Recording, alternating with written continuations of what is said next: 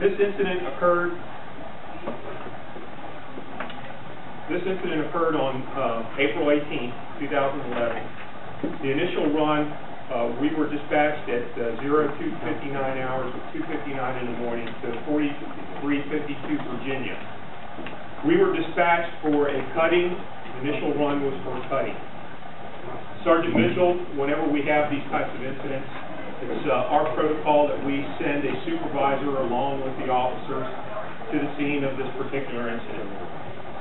Sergeant Mitchell was at the District 5 police station, heard the run, came out, was dispatched on it, left District 5 police station, came down Ludlow and through Northside, responding over to Virginia for this incident.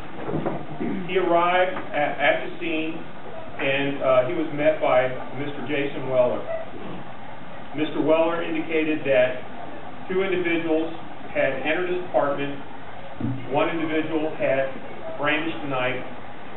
During that confrontation, Mr. Weller apparently grabbed at the knife as Mr. Hebert was attempting to stab him with it, and in fact cut his hand pretty severely with it. Okay, let me make something real clear. I'm not here. Well, just a second, please. Just a second, please. Can you tell us this is what he was saying? This is what is allegedly being reported to us. I'm not here to try to change your mind about anything. I'm not here to try to persuade you that this is right and this is wrong. We are in what we call the fact-finding stages. These are the facts that we've accumulated, that we've found, and these are what we have documented. How did it take you over a month? How did it take you over a month to figure out that the cop had his hand slashed? The cop did not have his hand. Are you talking about John? I'm talking about Mr. Weller. Okay. He was killing if he didn't say it.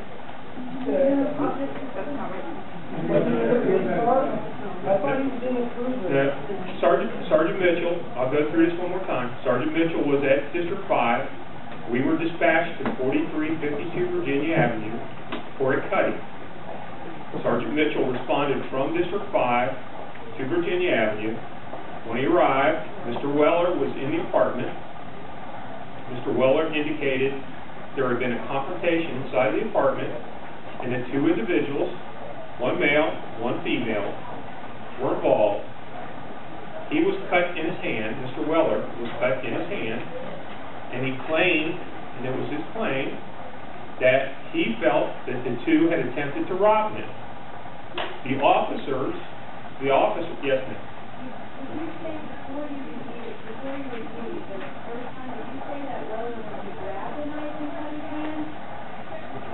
Mr. Weller's statement to us is that Mr. Hebert brandished the knife, and Mr. Weller attempted to grab the knife, and in that confrontation was stabbed in the hand as a result, yes.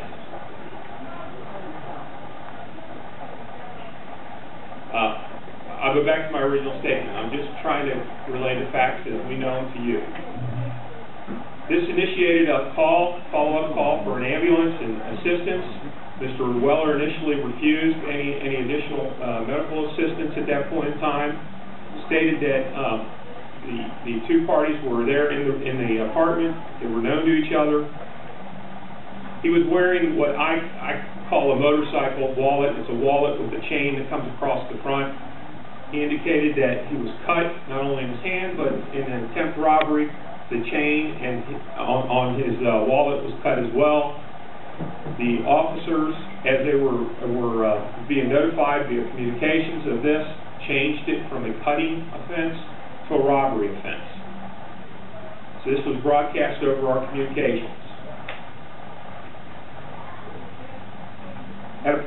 Well, let me back up just a second.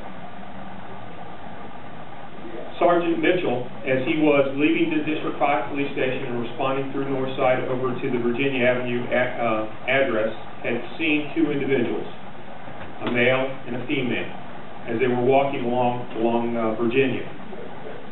Sergeant Mitchell continued on to the run to make sure that the run was being handled correctly and to stabilize that. When he got there and got this initial information from Mr. Weller, broadcast was made. Sergeant Mitchell immediately responded back, left the area, got into his car, and responded back to to stop the two individuals. This is where it gets Can I ask a question? It's clear that on his message, he was highly intoxicated on something. He was wearing, if someone calls you up and says, someone tried to rob me because rob my feet and I was high on crack, are you guys going to put him out on burglary or whatever else if the person is clearly high and there's some question as to what their relationship or response together is? Because I didn't hear you say anything about his condition.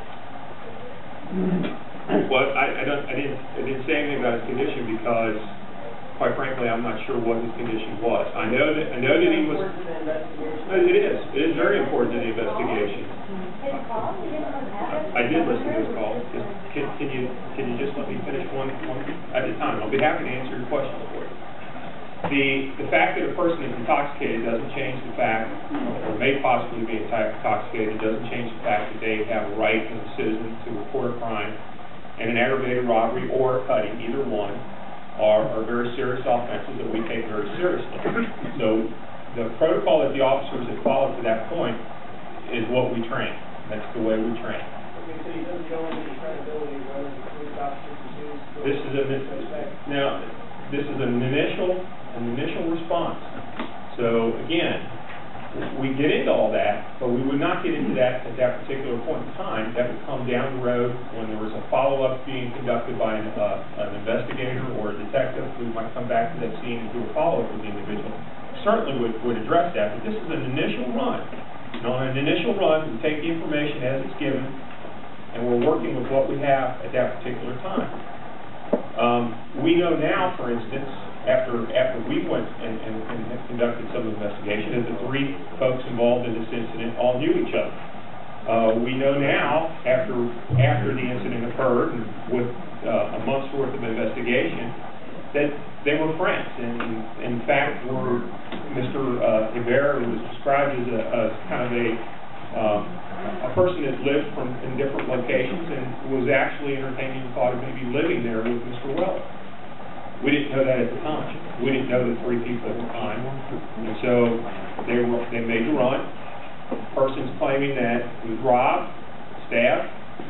We broadcast the information that a person was robbed and stabbed. We didn't conduct the investigation first and then do that. This is a work in progress, if you will. Yeah, I don't buy that because I know when I run the police ones that if someone was intoxicated, they try to work through it and try to figure out something more than just accepting whatever they said. And, oh, okay, let's go find somebody and pick them up for robbing and stuff. Well, I appreciate that, and I'm not here to convince you of anything. I'm just here to relay the facts that I know to you. Although they appear to be incomplete, because you're not relating back that we know as a community that it seemed like they somehow was playing in. Just seeming to walk over them, so you know, that adds to the question of what is the report? Does it have a goal for it? Was there an endpoint? And that's really what we want to know. Is this an open and honest investigation? And you're not telling us major things, or just asking things. What haven't I told you? How can you say anything about him being intoxicated or anything? I don't know if he was intoxicated or if he was drinking. I know that he. You guys did this investigation and you didn't pick that up. I don't understand what you want me to pick up. The tape? Yes. He was trash. I mean, that's what I'm saying. If you guys didn't bother looking at that tells me. Well, we did. We did look at that. And I guess if we didn't respond, we'd be here and you'd be asking me why you didn't respond to a request for a call for service. No, I mean, we're asking you to do a complete investigation. Well, we have. And when you're giving me a presentation that glosses over something that thinks that. Remember when I first, and I don't want to be confrontational. Remember when I first started, I told you that I'm limited in what I can actually relate to you until this investigation is completed by the coroners and we actually have the coroner's report. I'm limited in some of this stuff. I can give you an overview, which I'm trying to do. What is the coroner's report going to do? Is the person that's still alive that made the call that led to the how's that going to change your It doesn't. Okay.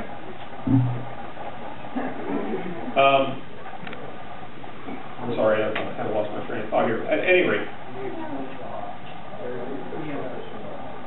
he refused to go to the hospital. Mr. Weller refused to go to the hospital. Sergeant Mitchell responded back, and at approximately 03:12 hours, again, excuse my artwork there. This is 1833 Chase. This is the sidewalk area in front of 1833 Chase. If you're not familiar with this location, there's an elevated platform there. The house is up on the